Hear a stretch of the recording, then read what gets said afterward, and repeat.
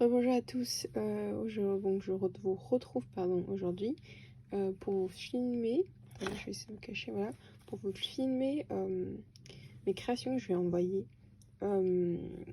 à Séverine, Mylène et Galou. Donc là j'ai fait 3 calendriers de l'Avent donc pour Séverine, Mylène et Galou. C'est des vidéos que je vais poster que après que les 3 personnes ont reçu. Après, avec Mylène et Séverine, on avait déjà prévu un échange de calendrier Borlock. Mais pour Galou, c'est une surprise, puisque c'était pour lui, pour son anniversaire, mais en même temps pas pour Noël. Mais son anniversaire, c'était le 22. Et aujourd'hui, je filme, on est le 25. Et son envoi est toujours pas parti parce qu'il y a une création que j'ai toujours pas fini de faire. Oui, j'ai toujours pas fini. Je sais pas trop si je vais pas plus modifier mon plan ou pas parce que sinon elle va attendre très très longtemps pour recevoir. Bon, ça c'était pas la question. Donc voici, et aujourd'hui je vais vous montrer donc les 3 calendriers Brolock que j'ai réalisés d'après le tuto de Gallo. Donc je vais vous montrer. À part celui-là, vous allez le voir aussi. Et je pense que vous allez le découvrir avant les autres. Il faut que je les enlève tous. Sinon, ça va être compliqué. Donc, ça, je vais enlever ça. Le premier que vous avez vu, c'était celui-là. Celui-là, je vous ai déjà montré dans une vidéo précédente. Normalement, vous allez voir l'autre vidéo avant, donc vous aurez vu en détail. Donc voici 3 cascades. C'était sympa à faire. Et surtout, j'aimais faire la décoration, mais les pochettes, etc., c'était un peu fastidieux. Mais à la fin, j'ai un peu triché. Mais le résultat est pareil, donc je suis contente et ça fait un gain de temps. Donc, je vais vous dire ça après. Donc celui-ci, ruban avec, donc j'ai fait des nœuds avec une petite breloque, guirlande de pompons et un shaker ici. Voilà. Donc le premier. Ensuite, le deuxième que j'ai réalisé, c'est celui-ci. Celui-ci, vous allez bien le voir, comme ceci, à peu près. Même principe que l'autre. Donc ici, on a 2 nœuds. J'ai essayé de faire un peu différemment, même si c'est la même collection. Ici, j'ai fait pendre, un papillon, une breloque étoile et une petite perle que j'ai enroulée encore. Voici. Donc là, pour les 3 créations, j'ai utilisé des gros yeux parce que je trouve ça très sympa. Voilà. Pareil ici, un petit shaker très simple. Voilà, une petite décoration. Et je sais pas si vous allez voir, pardon, excusez-moi. Donc ici aussi, c'est pailleté. J'ai colorisé très rapidement.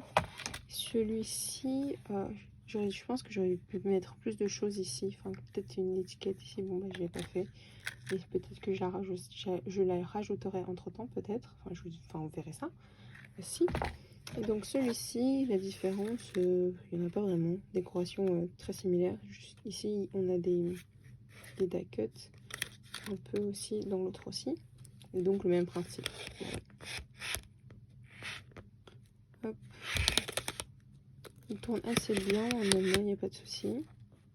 Peut-être, le dernier, il tourne mal. Toujours quand on dit ça que quelque chose part en cacahuète. Voici le 24. Celui-ci est un peu plus dur parce que j'ai fait une bêtise. Voilà. Normalement, en fait, on devait coller le dernier bandeau ici, mais j'ai collé sur tout, donc j'ai dû faire des rectifications. Et c'était un peu fastidieux parce que je devais réfléchir à comment je pourrais rattraper mon erreur. Et je trouve qu'au final, ça se voit pas, donc c'est pas très grave. Mais voilà. Voilà, celui-là, il est un peu plus mal. Voilà. Pour celui-ci. Oui, avant que j'oublie, je vais vous montrer, j'espère qu'on va pas voir.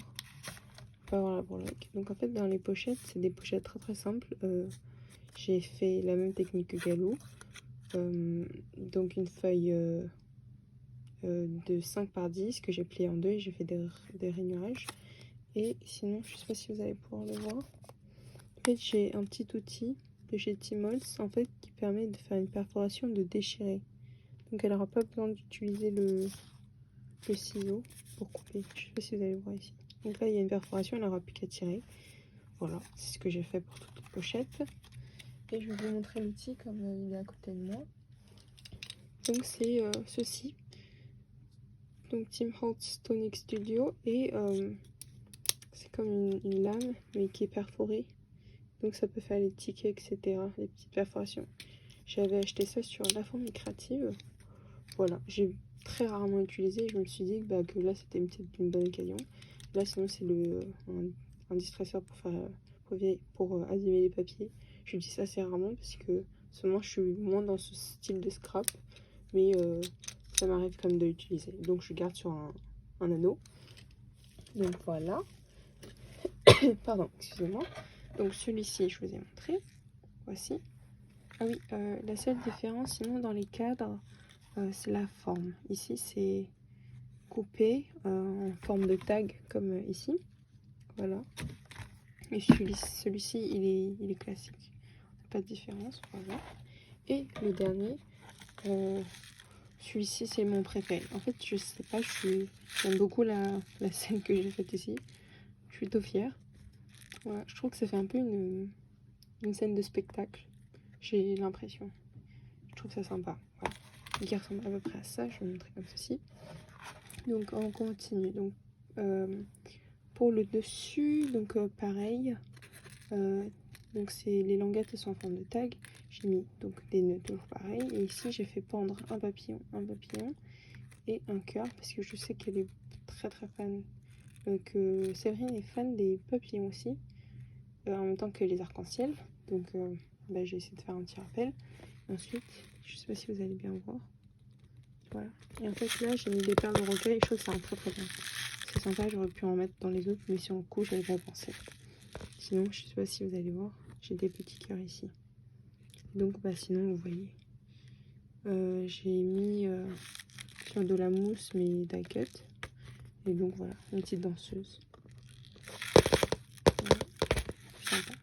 J'aime beaucoup celui-ci. Les autres aussi, mais celui-là particulièrement, surtout pour la décoration. Et pour les pochettes, pareil, les calques. Celui-ci aussi, il est présent, mais vous voyez juste pas. Ici, vous voyez que c'est du calque. Donc pareil. Et donc là, on continue. Voilà. Donc celui-là, il a été bien fait. J'ai fait séparément. J'ai fait les deux premiers en même temps, les pochettes. Donc il y avait beaucoup de pochettes. Et celui-ci, vous voyez qu'il est bien fait parce qu'on voit toujours le papier derrière. Et sinon, j'ai maté ici. Voilà. Voici. Attendez. Je vais vous montrer le plus vif. Voilà. Donc si vous avez vu, dans l'autre vidéo, il y avait un petit dots comme ceci qui est parti. Bon, que je vais peut-être retrouver. Voilà.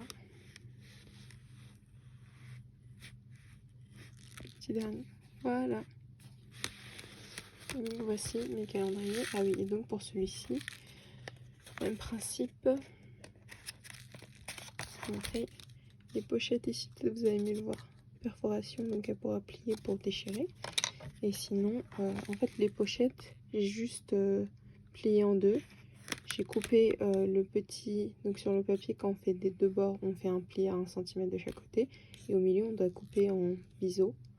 Et donc, ce que j'ai fait, c'est qu'au lieu d'enlever une languette entière, j'ai juste enlevé le triangle en dessous. Et j'ai collé les deux parties ensemble. Et je trouve que ça cale encore plus ma petite pochette parce que je la mets de travers. Je sais pas si vous allez voir les petits biseaux. Donc, ce que je fais, je vais vous montrer. Je mets un de travers. Donc, une à l'avant et une à l'arrière. Et ça tient, je trouve, mieux ma pochette. Et c'est plus rapide à faire. Parce qu'on a moins de coupe à faire. Donc, voici. Donc, voilà. Les 3 calendriers. J'espère qu'ils vous auront plu. Attendez, je vais essayer de vous mettre pour pas que vous ayez trop de lumière. Donc, voici. Je vous retrouve très bientôt pour de nouvelles vidéos que vous allez toutes voir après réception pour pas spoiler. Et donc, je vous retrouve très bientôt. Je vous remercie d'avoir regardé. Au revoir.